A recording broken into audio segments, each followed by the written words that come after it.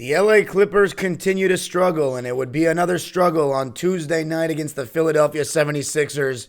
They lost their second game to them this season to be swept, and I think it's time to officially hit the panic button. Too many new mistakes. In this episode, going to be talking about why I'm saying that and how the Clippers looking for a trade kind of confirms it. That and more on today's Locked On Clippers. Locked On Clippers, your daily Los Angeles Clippers podcast. Part of the Locked On Podcast Network, your team every day.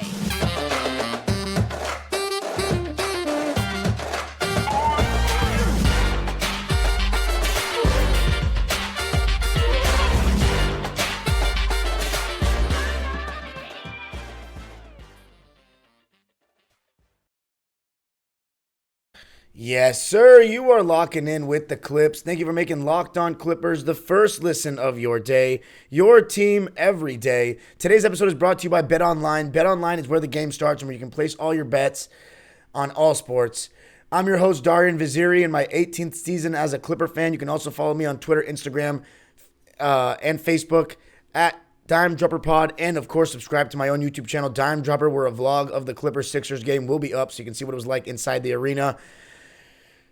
Locked On Clippers is also available on all your favorite podcasting platforms, including YouTube. And for today's pinned question, I might ask, is that the most hopeless you have felt all season? Because for whatever reason last night, I was at the game and I felt hopeless. I felt like it's really time to hit the panic button and really have some more honest conversations about this team. We now stand at 23-23 through 46 games. In this episode, I want to be talking about what went wrong in the game, what stuff is really only specific to the game, what's bigger picture stuff, and the Clippers are finally being rumored officially by people with real, I don't want to say real credentials, but people that you believe, like Shams, that they are starting to dip their feet in the trade market, which to me confirms that they are admitting that they screwed up and that this roster is not the championship roster that they envisioned. Which that to me is the main reason we're cut, because they're admitting that they know that the roster is not good enough, even though they sold us a championship roster. Now, they can be wrong, but let's talk about what went wrong in the game first.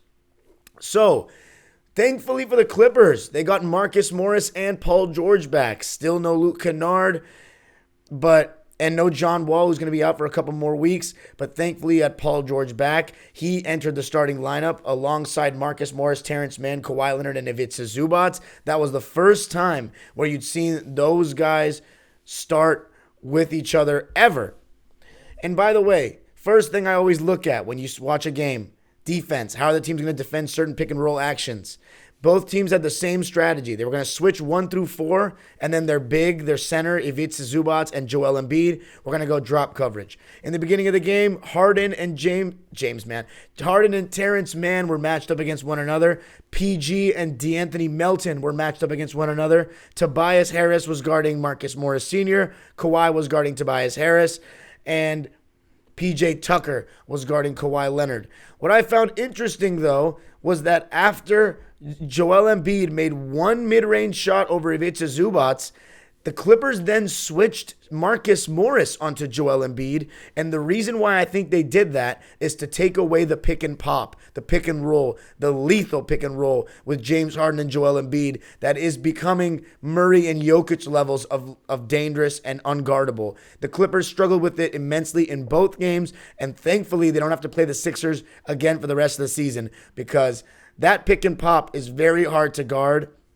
Because if you switch, Embiid will have a mismatch. Usually, it used to be Harden would have the mismatch against when teams switched. But now Joel Embiid, being the better offensive player, being the better player, will be the one that gets the ball in a mismatch there. So you have to play it straight up. Either hedge it hard / blitz or drop coverage. The Clippers go to drop coverage, but that gives away Joel Embiid's mid-range jump shot because Zoo is forced to step up on Harden.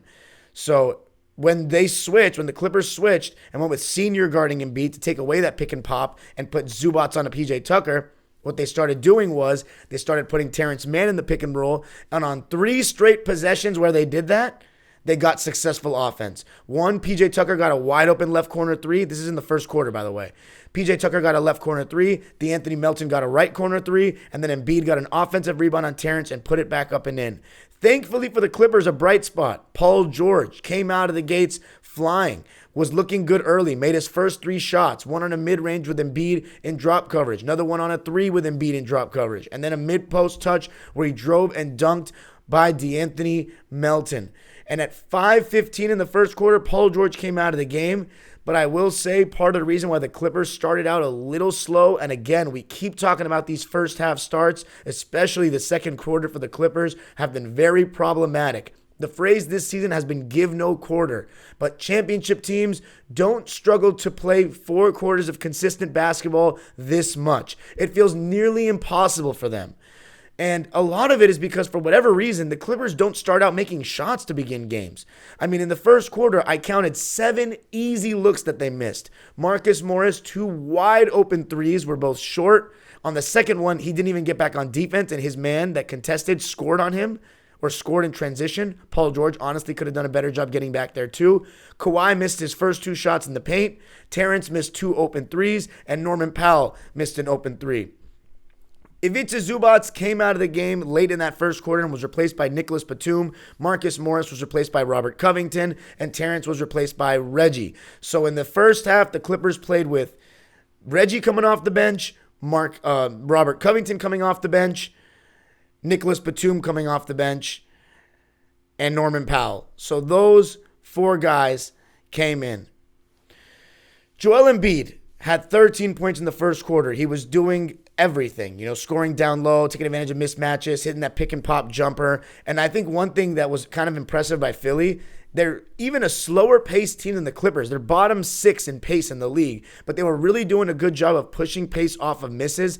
And because of an and one that Tyrese Maxey got at the end of the first quarter, and by the way, I want to say I never complain about officials, very rarely, but the officiating with Embiid is ridiculous. Like, don't get me wrong, the guy is in his prime. He's an absolute stud.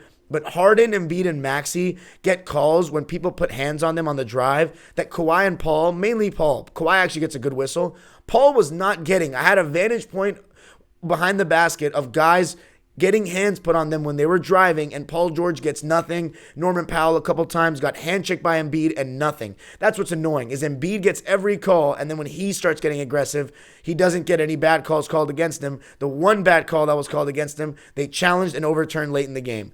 But there was a bad ending to the quarter. The 76ers were up by 7 after 1, but the process wasn't that bad to start. Just missed some easy looks, and Embiid was a problem. Kawhi was 3 for 8 in the first quarter, but I liked how aggressive he was. Paul George was 3 for 4. Now, something that was really big in this game, Robert Covington came in, and because he didn't have a great first stint in the game, 2 fouls, a missed 3 that he probably shouldn't have taken, and 2 turnovers, one of which was at the end of the first quarter, so it didn't really mean anything. He got taken out after his second foul 25 seconds into the second quarter, and Paul George came back in. And when he did, the 76ers went to a zone, and the Clippers, again, put on a masterclass on how not to combat a zone. Nobody in the high post and the dunker spot. They would have Zubac flash to the high post for a second, and then when he wouldn't get the ball, he'd leave. And everybody else just standing around in the perimeter. And there were 2 turnovers created off this. One where Robert Covington was looking to pass to Reggie Jackson in the high post, and Reggie Jackson actually picked up a nice pocket of space and then turned his back and went to go move around and set a screen. Rocco threw the ball. Reggie wasn't expecting it. Turnover. And one thing the Sixers did all night long and did a great job of was creating points off of turnovers. They made the Clippers pay for every single turnover damn near, and it was a tendency of a good team. Great teams make you pay off turnovers. Am I going to call Philly a great team? No, they're a very good team. 24 points off the Clippers turnovers, 19 turnovers, and 10 of those came in the second quarter. So again, the Clippers giving no quarter, that slogan is not held true whatsoever. They get very, very careless. I thought the zone, as I said, it stumped the Clippers a bit. 2 wide open threes were missed early in the quarter. One by Norm, one by Nico. A bunny in the middle of the paint was missed by Norman Powell. He missed 3 clean-cut looks in that second quarter and overall just did not have a great game. And that's what Norman Powell is. You know, he's a bucket getter. He's a sixth-man kind of guy. He's going to have some off nights, and this was one of those nights. He was 4 for 11 from the field, 3 for 7 from deep. But, man, it felt like he missed more of threes than that because they were all such good looks. He still got 16 points, funny enough, in 25 minutes. But 4 for 11, it felt tough. Felt like he missed shots that really could have helped us at certain moments of the game. Kawhi came back in at the 7:13 mark of the first half. And the Clips at one point right before that had gone down by 14.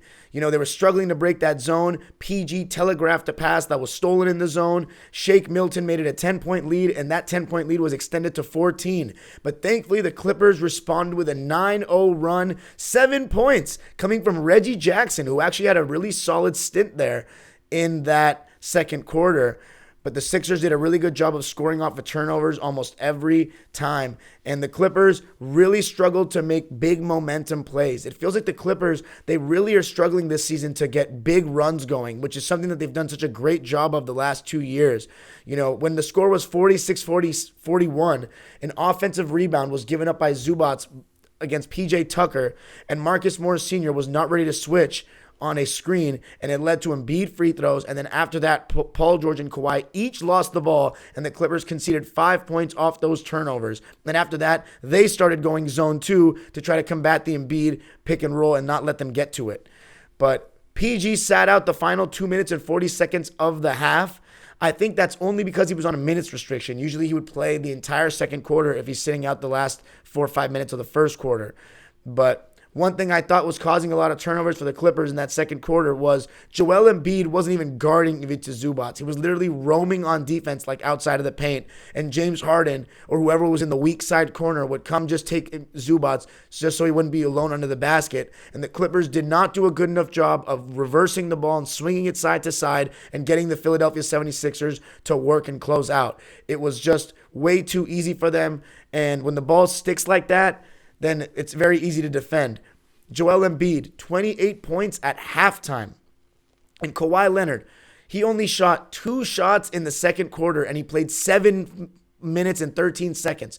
2 shots. And Paul George, only 1 shot in that second quarter. From the 11-minute mark to the 2-minute and 40-second mark of the half, he's shooting 1 shot. So in total, the duo, Kawhi and Paul, shot only 3 times in the second quarter, while Joel Embiid shot 7 by himself. Now, why did the Clippers do so well in the third quarter, and what went wrong in the fourth to have them lose the game? Gonna be talking about all that coming up. But I had to talk about the start because I feel as though the Clippers have done such a poor job starting games, and I think that's a major reason they're losing as well. They were down 63-52 at halftime, and they need to figure out how to stop trying to dig themselves out of holes all the time. We're going to be talking about how they put on a run and blew it coming up. If your New Year's goals are to manage your budget better and save money, you need Rocket Money. Say goodbye to last year's outdated, disorganized methods of managing your money and say hello to Rocket Money. Rocket Money, formerly known as Truebill, is a personal finance app that finds and cancels your unwanted subscriptions, monitors your spending, and helps you lower your bills all in one place. Over 80% of people have subscriptions they forgot about. I constantly have been getting messages from Netflix about canceling my Netflix subscription.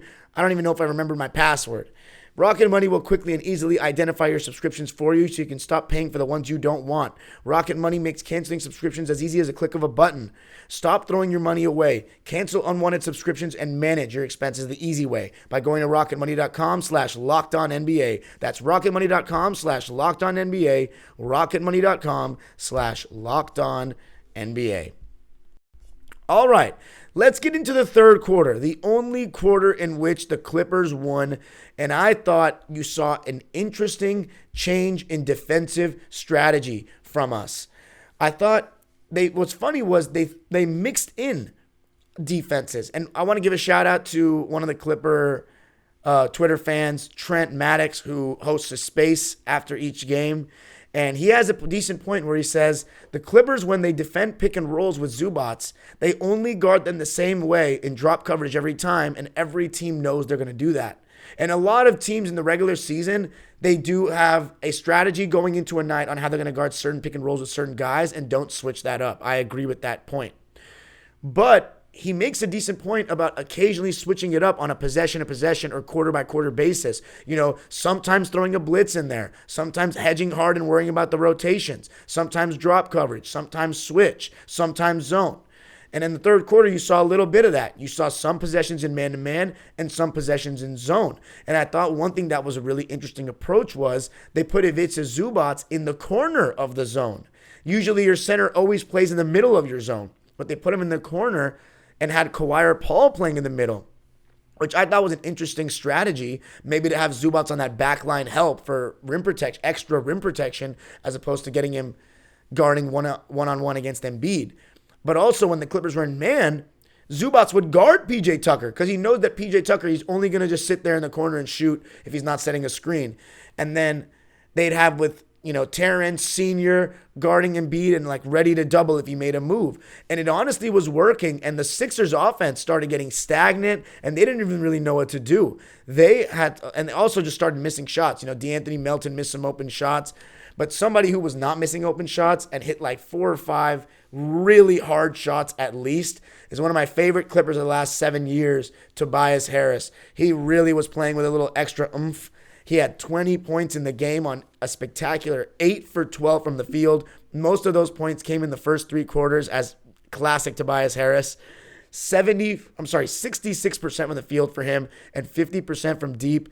20 points, 6 rebounds, 6 assists, but the stat that sticks out the most is that Tobias had 5 steals. And having had Tobias Harris on my team for a year, that's not normal. That's the Clippers getting reckless with the ball.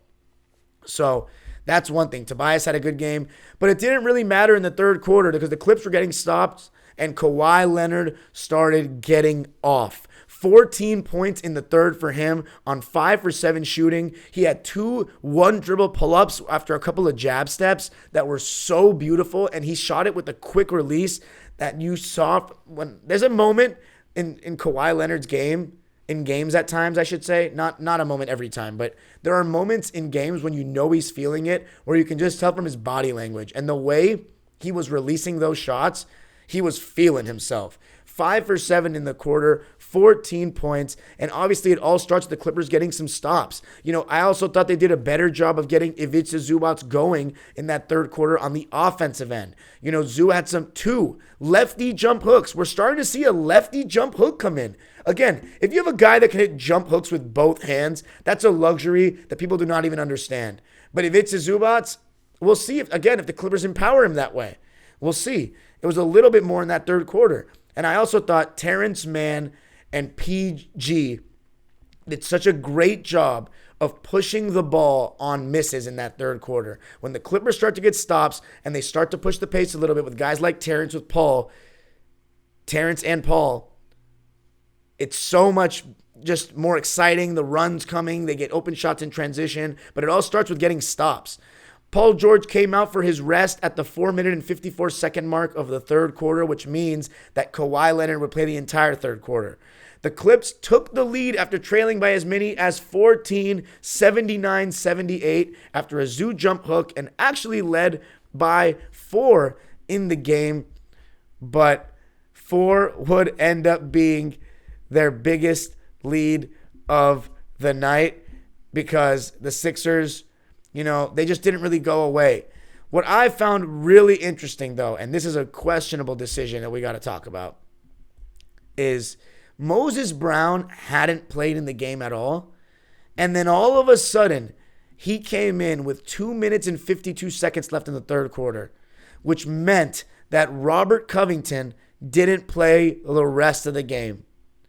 I understand that he didn't play very well in the first half. But there is no reason why, after the way he's been playing recently, you should give up on him in a game like that. No reason, especially when Montrezl Harrell is playing at center. because he's basically the same height as Robert Covington. Yes, he plays big, but how many times are they going to dump it down to Montrezl Harrell in isolation? Do they use him like that frequently, or do they just want to run him in pick and roll with Maxey? Because if they do, the Clippers can switch that action and make them play one-on-one. But with Moses Brown, the Clippers went to a zone. So to hide Moses Brown, to not let him defend in the pick and roll. And by the way, the biggest lead of the game for the Clippers, yes, was 83-79. So in my opinion, the adjustment there is have Zubac stay in until Embiid comes out. And then when Embiid comes out, then you go small with Rocco, because their biggest center off the bench is 6'8". But again, they went with Moses Brown. And in those minutes, Moses Brown was a -10 in 5 minutes. And I'm not saying it was all his fault, but it was tough. You know, he came in with the Clippers winning. And when Zubac came back into the game in the beginning of the fourth quarter, the Clippers were down by 7 points. I'm going to tell you the exact score right now. Moses Brown enters the game for Ivica Zubac at the 2:52 mark of the third quarter with the score tied at 81. And by the time he comes out of the game, it was 100-93. So -7 there, I should say. I don't know why I said -10. -7 there, I should say. But by the way, PG, only 3 shots in the third quarter, but I will say this. He was being really aggressive and making great plays, getting into the paint and kicking it out to shooters who were finally starting to make some shots. And then obviously Kawhi Leonard was leading the way. And only 3 turnovers in that third quarter for the Clippers, so much better. That quarter, you saw the formula for the Clippers. It's getting stops. They switched up their defense a bit, pushed the pace off misses, and the stars were just stars. Not that complicated, but here's the problem. When Paul George goes out midway through the third quarter and Kawhi plays the entire quarter, that means that Kawhi Leonard is going to start the fourth quarter on the bench, and Paul George is basically going to play the whole fourth quarter. And even in this game, he didn't, because he's on a minutes restriction, having just come back from the hamstring injury. He sat from the 8:02 mark to the 5:45 mark of the fourth quarter. Now, let me tell you, when he started the quarter, the Clippers were in zone for a bit with Moses, and then they went to man. Tyrese Maxey would end up being the best player in the fourth quarter for either team, and that honestly made the difference in the end. He came out, and he hit 2 threes, and you know what's funny? Both of them were with Moses Brown in the pick and roll, but I actually watched the plays back, and it wasn't fully Moses' fault. The first one, they set a double screen, and Paul George and Nico didn't fully communicate on it. Tyrese Maxey, that usually when Nico and Paul George have a guy set a screen for them on them, they'll switch because they're 2 6'9" guys that can, it's no difference with being guarded by them. It's tough regardless for the opposing player. So usually they switch. They didn't switch that action. Paul George got caught in the screen, and Maxey had a bunch of daylight, and then Moses Brown had to step out and basically put a hand up last second, and it looks like he's at fault, but he really wasn't. And then there was another one where Norman Powell went underneath the screen after Maxey had just hit a second 3, a step back over Nico Batum that you couldn't do anything about. And on the third one, yes, they put Moses Brown in the pick and roll, but Norman Powell going underneath the screen when Tyrese Maxey has just hit 2 threes is low IQ. And I thought Norman Powell's defense was just poor too. He was dying on screens. He needs to be a lot better communicating on screens and taking pride on that end of the floor. He can't just be a guy that comes in and scores only, because then when his shot's not falling, he's going to fall into the same category as Reggie and Senior. So that's that. Tyrese Maxey gave the Sixers the 101-93 lead to start the quarter, and I thought PG was doing a decent job creating shots, but was still a little bit passive. He had 1 shot attempt before he checked out of the game at the 8-minute mark on a nice step back to make it 96-93, but overall, those Moses Brown minutes hurt. I don't think they should have gone away from Covington at all. I truly don't. Zubac comes in with 9 minutes to go, and the Clippers down 7. And again, as I said, Norman Powell, he just couldn't get shots going. He had a couple of decent looks, but just couldn't get it going. And listen to this. Kawhi came in for Paul George with 8 minutes to go in the game, and the Clippers were down 104-98. In the span of Paul George out from the 8:02 mark of the fourth to the 5:45 mark, the Sixers went on a 7-0 run. And I remember when the Sixers tightened up their defense and Kawhi came in the game, the Clippers missed 9 consecutive shots. 9. Tons of them were good looks. A good amount of open threes. Kawhi missed all 3 of his shots in the fourth. All 3 of them. And Paul George was 1 for 3 in the fourth. When he came back in, the Clippers were already down by 13 points. So it felt done. When Terrence Mann got blocked by Joel Embiid and Tyrese Maxey went the other way and scored, that and the Sixers went up 111-98. Before Paul George even came back in the game, I felt the game was over. So, very tough. Tons of good looks for the Clips, but ultimately they did not get the job done and they just looked defeated at the end. Points off turnovers and fast break points were killer. But coming up, going to be talking about all the solutions I have and why the Clippers are officially in panic, should be in panic mode and confirmed by them getting in trade talks now. Going to be talking about it all coming up. BetOnline is your fastest place and best place for your sports betting info, news, and analysis. Get the latest odds and trends for every pro and amateur league out there, from pro football to college bowl season to basketball and soccer. We've got it all on betonline.net. If you love sports podcasts, you can even find those on betonline.net as well. A lot of games on the slate for January, Wednesday, the 18th. Atlanta and Dallas, the Luka trade battle. The line right now is +2 in favor of the Hawks. And honestly, I think Dallas at home is going to win by more than that. So I would take Dallas in that. The money line is -133. Miami and New Orleans are also playing a good one. But considering there is no Zion or Brandon Ingram as of now, the Heat are -3.5 for that one. Honestly, I would bet on the Heat on that. They're -157 on the money line. So go place your bets on betonline.net. It's the best place, fastest and easiest to get your betting info. Head to the website today or use your mobile device to learn more. Bet online, where the game starts. All right, so major keys to the game. Fourth quarter was just abysmal. 30-21, the Sixers outscored the Clippers. As I said, the Clippers gave them 3 quarters and only outscored them in the third. The fact that the Clippers waved the white flag yet again at a home game like that, it's the utmost embarrassment. Paul George, I know he was on a minutes restriction, and that definitely helped cost the game. Like that, when Kawhi Leonard said the minutes restriction is losing us games, I'm not saying that was the only reason the Clippers lost, but that stretch where Paul George came out, the Sixers went on a 7-0 run, and when Tyrese Maxey made the layup to put the Sixers up 13, I knew sitting in my seat at that time that the game was done. Because it was not going to be any miracle. And I'll tell you why. Kawhi Leonard cannot sit out the whole first 4 or 5 minutes of the fourth anymore. Because you know what happens is it feels like he needs to regain his rhythm when he comes back in the game. And I don't like that. Because oftentimes he just won't even score in the fourth. Like he'll shoot 3 or 4 shots. How many times have I said it now since he's come back? Kawhi hasn't shot enough in the fourth. It's because he's sitting out the first 5 or 6 minutes. In my opinion, they got to swap it. Maybe they can keep this first half the same, but in the second half, they should sit Kawhi at like the 5-minute mark or 4-minute mark of the third quarter, play Paul the entire third quarter, and then play Kawhi the whole fourth and sit Paul in the beginning of the fourth. Because here's why. I love Paul George, but we know now as a number one or as a guy to rely on in terms of a star, he's too careless with the ball and his jumper is too wishy-washy, and you also don't know how aggressive he's going to be. So that being said, I don't feel fully comfortable with Paul George playing the entire fourth quarter instead of Kawhi against great teams that are going to have good defenders like PJ Tucker or DeAnthony Melton.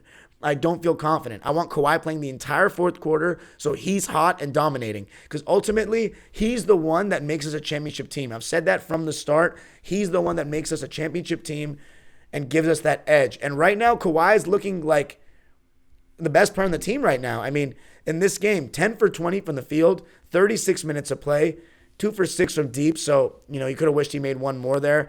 5 for 7 from the line. That's no good. He's got to make at least 6. But 27 points. My only issue is 0 in the fourth. 0 for 3. You just got to have your stars play better in the fourth.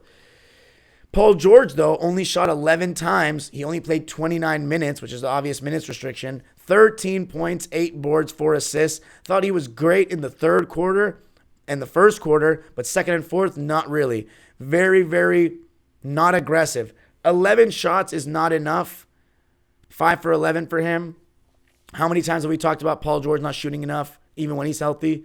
Marcus Morris, I have to say, he had one good quarter, the third. And it's like the larger the role is for him, it feels like the longer we go, the more my original take of saying that he needed to be traded before the season started, because it just feels like it's redundant to have another guy that's only good at scoring out there. It's starting to age well. And I was saying I was wrong because he started out the season so well, but it's starting to regress back to the mean. And Marcus Morris, 9 points, 3 for 7 from the field. It just sucks because he was 1 for 4 from deep, and he had a lot of good looks. The Clippers were 12 for 34 from 3 in the game, 35%. The Sixers were 13 for 31, 42%. And they also shot 14 more free throws than the Clippers. The Clippers shot 9 more field goals, but they shot 14 more free throws. A lot of that was their generous whistle, but also Joel Embiid, who was the best player on the court in this game.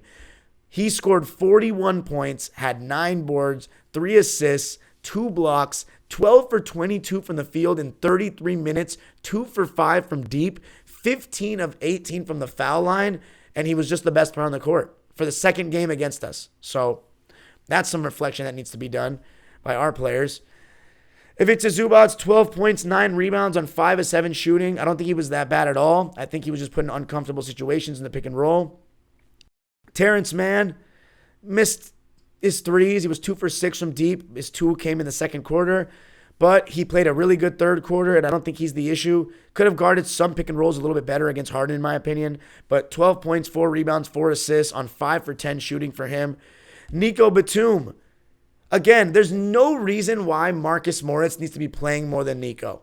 If that means that Nico needs to start, like I said before the season even began, then so be it. 27 minutes for Marcus as opposed to 20 for Nico is not good enough. Just not. Nico had 8 points on 3 for 5 shooting, and finally he got his 3-ball back, 2 for 4 from deep.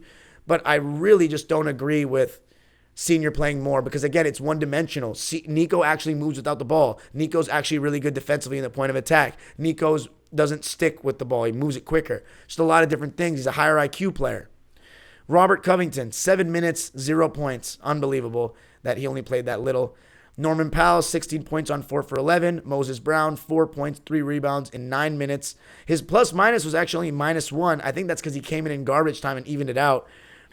And then Reggie Jackson, I actually thought he had a decent game. His plus-minus says otherwise. He was -12. But I actually thought if you look back at the plays, very few were at fault of Reggie Jackson defensively. And I actually think he stuck to his role on offense. 3 for 5, made his only 3, didn't really force it. So that wasn't bad.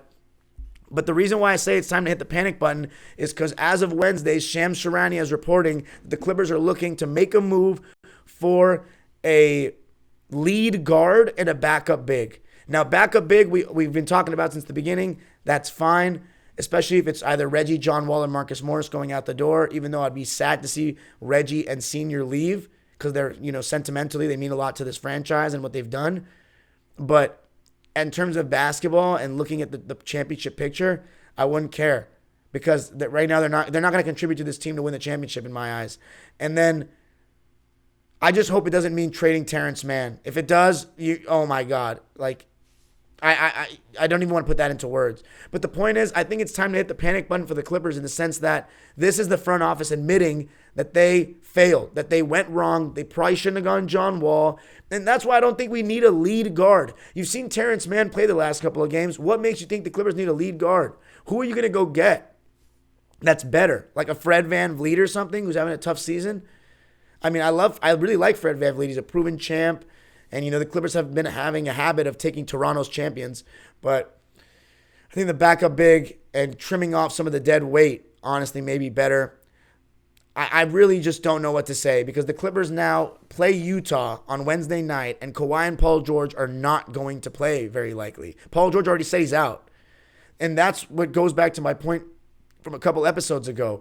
Every game feels like a must-win when Paul George and Kawhi play because they don't play so often. And that is just not realistic that you're going to win every game with those two healthy when you constantly are in flux. And when I watched last night, I'm witnessing a Glenn Rivers team that's 28-16, and we're 23-23. That's 23-23, and they're 28-16, and a Glenn Rivers team looks better coached than us, but the simple fact that they seem to know each other better and are in mid-season form while the Clippers are still figuring things out like it's week 3. And ultimately, it goes back to the overall point that this Clipper organization has not taken the regular season very seriously. Main takeaways. Rocco should never be benched like that after one half of bad minutes for like 5 minutes. 2, against an elite center. When the teams have small ball 5s like Montrez, the Clippers can go small. 3, change up the rotation in terms of Kawhi and Paul George's minutes in the second half. Need Kawhi playing the whole fourth because it's just you're making him work too hard to get back in rhythm, especially when he already had a rhythm. Maybe that rhythm could have came in the fourth instead of the third. And then Marcus Morris can't be playing more than Nico. Other than that, the effort level is just appalling for 4 quarters in terms of consistency through 4 quarters. It's terrible. They just don't have the urgency. And I think guys like Norman Powell really stuck out to me in this game. And Paul George and Kawhi need to be a little bit more lead by example, carry the troops, show more emotion during a game, I think. But anyway, that's it for me. Make sure to subscribe to Locked On Clippers on YouTube. You can follow me on Twitter and Instagram at DimeDropperPod and subscribe to my own YouTube channel, Dime Dropper. A vlog of the game will be out so you can see some of the stuff in live time, how it was in the arena. And by the way, make sure to comment on today's pinned question, and that is, was last night this Sixers game the most hopeless you felt all season? Thanks for making Locked On Clippers your first listen today. Now make your second listen game-to-game NBA. Every moment, every top performance, every result, Locked On Game-to-Game covers every game from across the NBA with local analysis that only Locked On can deliver. Follow Game-to-Game on Locked On NBA, available on the Odyssey app, YouTube, and wherever you get your podcasts. The age-old proverb continues, but it's not feeling good. Go Clippers.